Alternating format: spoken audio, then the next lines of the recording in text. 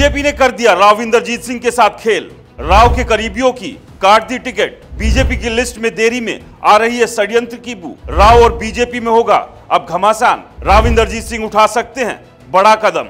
नमस्कार दोस्तों, मेरा नाम है राज के वर्मा और आप देख रहे हैं रिपोर्टर जी। अगर आपने रिपोर्टर जी चैनल को सब्सक्राइब नहीं किया तो सबसे पहले चैनल को सब्सक्राइब जरूर कर लीजिए और लाइक और कमेंट्स करना तो बिल्कुल भूलिए मत। चलिए एक बार फिर से हरियाणा के विधानसभा चुनाव की बात करते हैं और इस वक्त जो सबसे ज्यादा स्थिति कहीं फंसी हुई है तो वो कांग्रेस और बीजेपी में टिकट बंटवारे को लेकर फंसी हुई है। एक तरफ कांग्रेस में घमासान मचा हुआ है, किस नेता के किस समर्थक को टिकट दी जाए, किसकी काट दी जाए, तो कुछ यही स्थिति बीजेपी में भी बनी हुई है और लगातार दोनों पार्टियों में चिंतन मंथन बैठ के चल रही है। लेकिन कहीं ना कहीं काफी नाम फाइनल कर दिए गए हैं, लेकिन बहुत सारे ऐसे नाम हैं जिसको लेकर पेच फंसा हुआ है, क्योंकि लगातार जो बड़े नेता है, दोनों ही पार्टी के जो बड़े नेता हैं, अपने करीबी अपने समर्थकों को टिकट दिलाने के लिए अलग अलग पार्टीज पे यानी अपनी पार्टीज पे प्रेशर डाल रहे हैं। और ये जो दबाव की पॉलिटिक्स चल रही है, इसमें कौन सा नेता बाजी मारेगा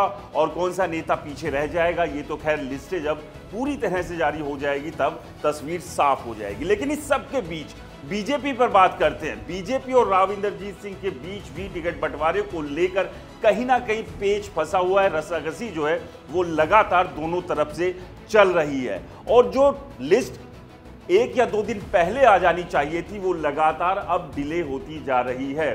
और अब ऐसे में लग रहा है कि शायद आज भी बीजेपी की पहली लिस्ट जारी ना हो। क्या इस सब के पीछे राव इंद्रजीत सिंह और बीजेपी के बीच जो अभी ये पेच फंसा हुआ है, ये एक बड़ी वजह है? क्या राव इंद्रजीत सिंह जो अपने करीबियों के लिए टिकट की मांग कर रहे हैं, उसको लेकर कहीं क्या कोई खेल हो रहा है बीजेपी की तरफ से? क्या कोई षड्यंत्र रचने की भी तैयारी चल रही है, यानी कि षड्यंत्र के तहत उन तमाम करीबियों की टिकट काटने की कोशिश या फिराक में बीजेपी है? राव इंद्रजीत सिंह किस किस के लिए और कहां से टिकट मांग रहे हैं, इस पर भी डिटेल बात करेंगे। और आखिरकार ये पेच अब क्यों फंसा हुआ है?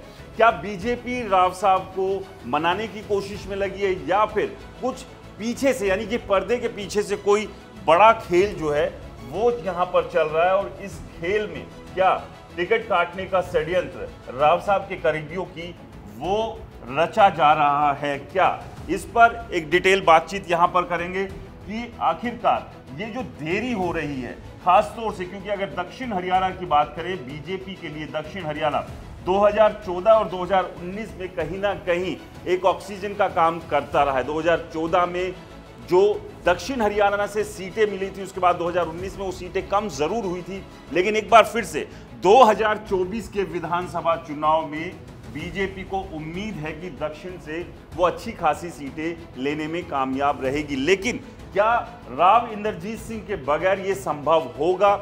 ये भी अपने आप में सवाल है, क्योंकि 2024 के लोकसभा चुनाव की बात करें तो राव इंद्रजीत सिंह की जो जीत का मार्जिन था वो पहले के मुकाबले काफी घटा था। क्या बीजेपी के मन में अब ये बात आने लगी है कि राव साहब का रुतबा जो अहीरवाल है, यानी कि जो दक्षिण है जहां राव साहब का प्रभाव सबसे ज्यादा हमेशा से रहा है, वो क्या कुछ कम हुआ है? और उसी सोच के साथ क्या बीजेपी राव इंद्रजीत सिंह के साथ टिकट बंटवारे को नेगोशिएट करने में लगी हुई है?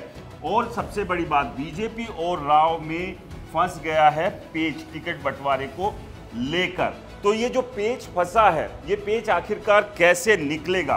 क्या जो अब देरी लगातार हो रही है, जो पैनल में नाम शामिल कर दिए गए थे, जो कि लगभग सामने आ गई थी तस्वीर की, राव साहब के जो करीबी है उनकी टिकटें फाइनल है, लेकिन अब इस तरह की भी खबरें आ रही है कि वहां पर अब दूसरे जो नेता हैं, दूसरे जो उम्मीदवार हैं, उनके नाम भी शामिल कर लिए गए। यानी कि इसी वजह से जो विचार विमर्श है, मंथन चिंतन है, वो एक बार फिर से इन सीटों पर शुरू हो गया है। तो अब इस सब के बीच एक सवाल और है, क्या बीजेपी की लिस्ट में जो देरी है वो किसी बड़े खेल की तरफ इशारा कर रही है?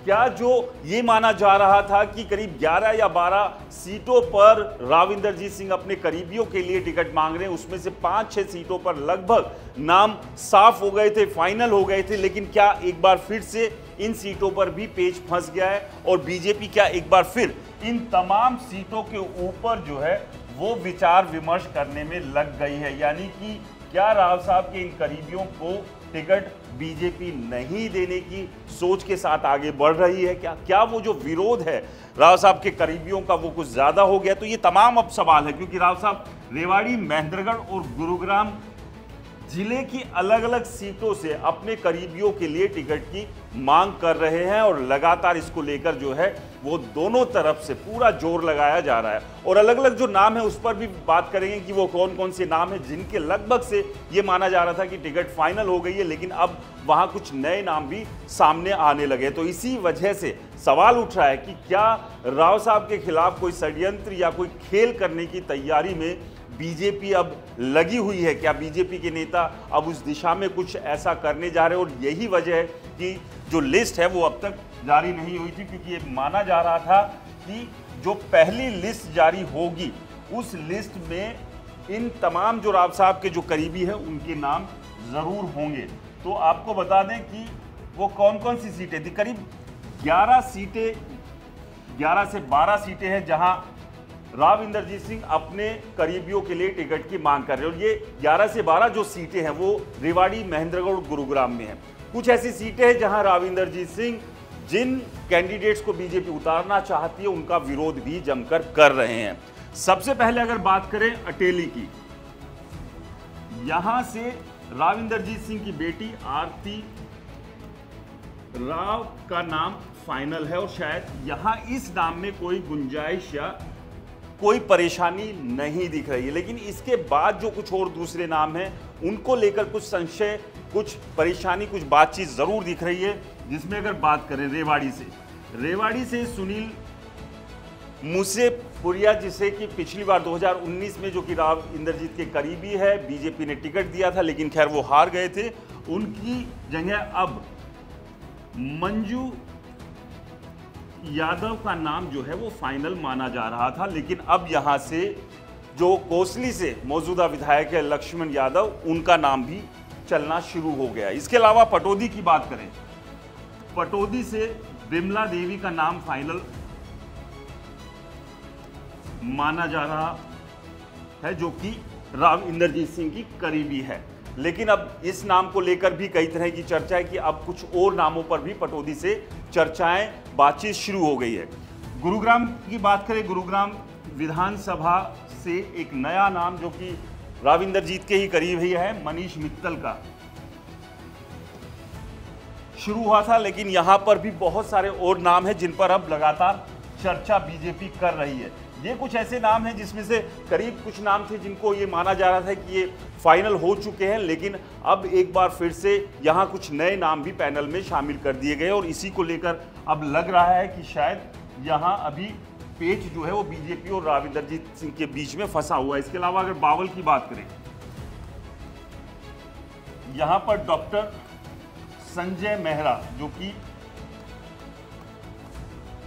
राव इंदरजीत सिंह के करीबी है, अभी मौजूदा जो विधायक और मंत्री बनवारी लाल उनकी टिकट काटकर संजय मेहरा के लिए टिकट यहां पर मांग रहे थे, लेकिन बनवारी लाल के नाम पर भी एक बार फिर से चर्चा शुरू हो गई है। कोसली की बात करें तो कोसली से रवि यादव जो कि राव इंदरजीत सिंह के ही करीबी है, इनके लिए वो टिकट की मांग कर रहे हैं। लेकिन यहां भी बाकी दूसरी सीटों की तरह दूसरे नामों पर एक बार फिर से चर्चा शुरू हो गई है।